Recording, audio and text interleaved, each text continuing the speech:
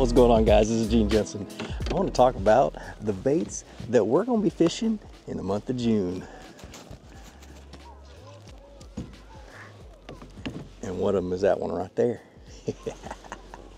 The very first bait that I want to show you guys is my favorite shallow water bait. We're going to start shallow and work our way deep for these 5. The very first one is a hollow body swim bait, or a hollow body swim bait, a hollow body frog. Let me pull one out. Gosh, there's so many different colors that I love to throw.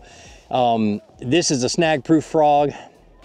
Really good in the mats, really good shallow. My favorite colors are bluegill colors. So this one right here is a Strike King. I can't remember what it's called. Really good when you're mimicking a bluegill. A poppin' frog, Spro poppin' frog. This one's a crazy color, but I'm telling you, this is one of those sleeper colors. Look how bright that color is. Early in the morning, late in the evening, around bluegill beds, this really seems to tick off the bass really good.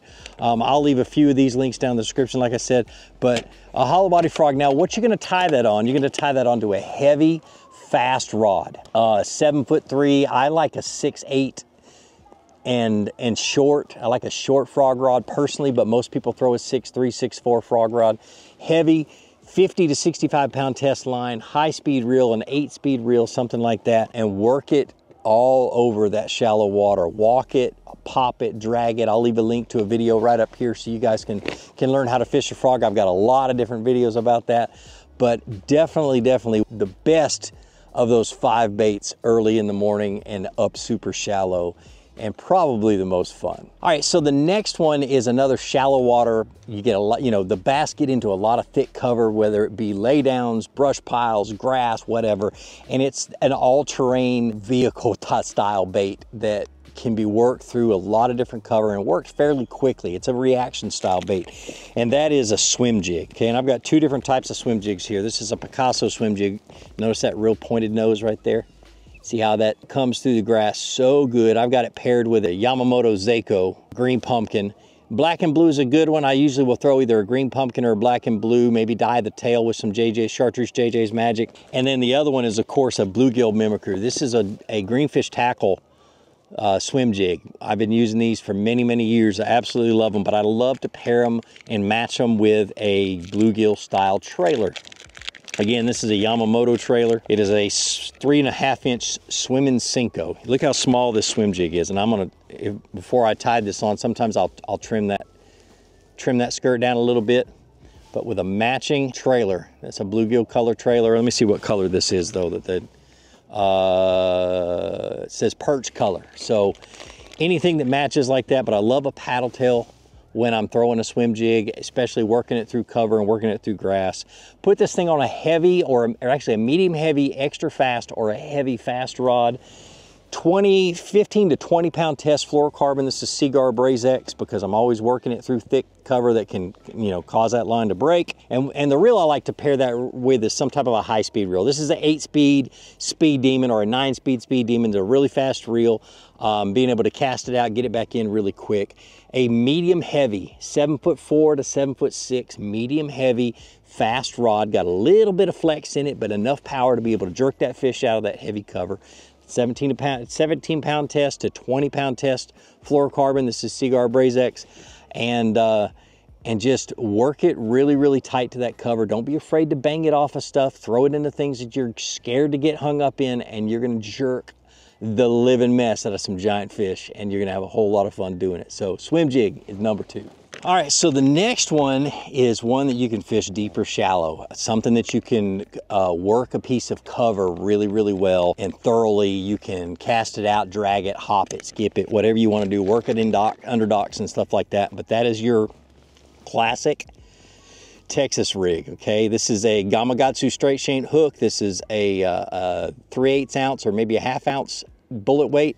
And I almost always peg it when I'm working it through cover, but some type of a creature bait is what I'm gonna put on this. Now this right here, one I love to put on this is the Adrenaline Craw Junior. I like to go small just because it catches a lot of fish just when I'm trying to locate them and stuff like that. But if I find that I'm in an area that has a lot of big fish, I'll bump it up to the full size.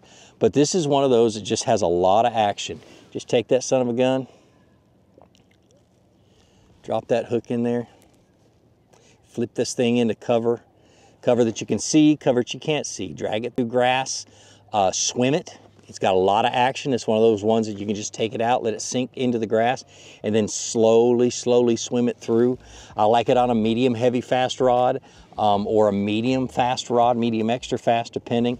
This is an Asagi getting jiggy rod. I like a high speed reel, 8-speed, 7-speed reel. Just something that you can just cover water with, but be able to soak and work a piece of cover out really thoroughly. Texas rig is just, it's one of those tried and true methods that has worked forever and ever and ever, and why change something that is still working? So a lot of times these bass will get up underneath those deep docks or get up into that deeper cover, those outside grass edges, offshore humps and points and things like that. And the first of the last two, it's going to be a deep diving crankbait. Now let me pull out all of them. I want to show you guys the different ones that I like to throw this time of the year. All right, so let's talk about the one that I've got tied on, okay? This is a Rapala DT10. That is about, 8 to 10 feet is usually where I start. Typically this time of the year, the grass isn't really thickened out in a lot of places, so you don't have a lot of really clear water where the grass has filtered it out. So I like to go with these chartreuse style baits. This is, I can't remember the color, but I call it citrus shad because that's the color it's been for 100 years. And you'll notice that I've got, a deeper diving crankbait. This is a dredger. It goes 17.5 feet deep. It's got a little weight on the lip, stuff like that. Same sort of color, chartreuse with a blue back. Then when you get that clearer water, here's a couple more DT10s.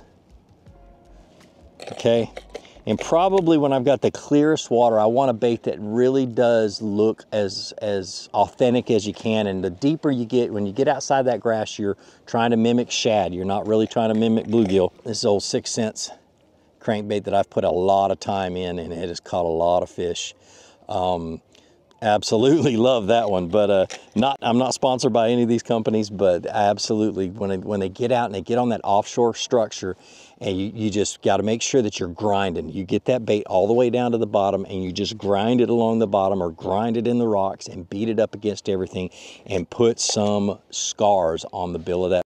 And those fish will just hammer it and pin it right down up against the bottom. So deep diving crankbait. Now the rod that I'm going to be throwing that on, okay, this is a crankbait 7'4" Speed Demon rod. Okay, got a lot of flex to it. It's 7'4", so you can make really long casts, which is what you're going to need to do.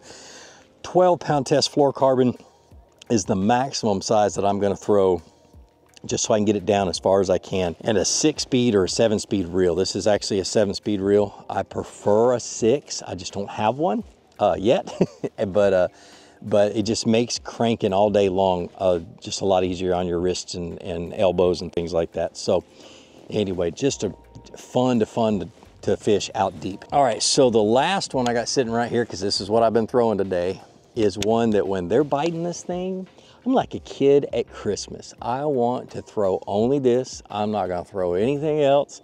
And I don't care if somebody that's sitting next to me is catching them on a wacky rig or a shaky head or anything else, but dude, when they are biting a jig, I'm happy. And this is just one of the 3 colors that I throw. It's a pumpkin black. I love green pumpkin. I love black and blue, and that's about in some type of a brown color. That's all I ever throw. I usually either like a black and blue, I'll throw a green pumpkin trailer on it, or a green pumpkin one, I'll throw a black trailer on it, or a black and blue trailer. I like to mix those colors up. But this is a Picasso football jig. I just caught my personal best spotted bass a week before last on one of these, but I've been fishing these for several years. I've got a whole box of them. Tungsten football head, you can feel all the bottom and everything else. I've fallen in love with these things and bought more than I care to admit to my wife. But it's a light wire jig, as you can see. Let me see if I can get all this stuff out of the way. See how thin and light that wire is? I love that because I don't have to hammer the hook. I can just tighten down on them and then pull tight, and I don't have to jerk the living mess out of them and blow their mouth open with that football head and lose the fish.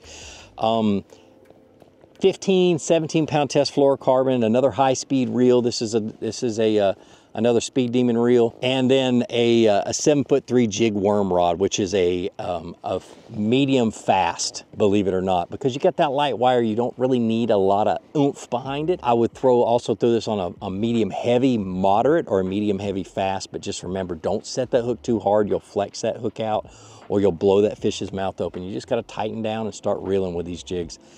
But man, when I'm catching them, gosh almighty.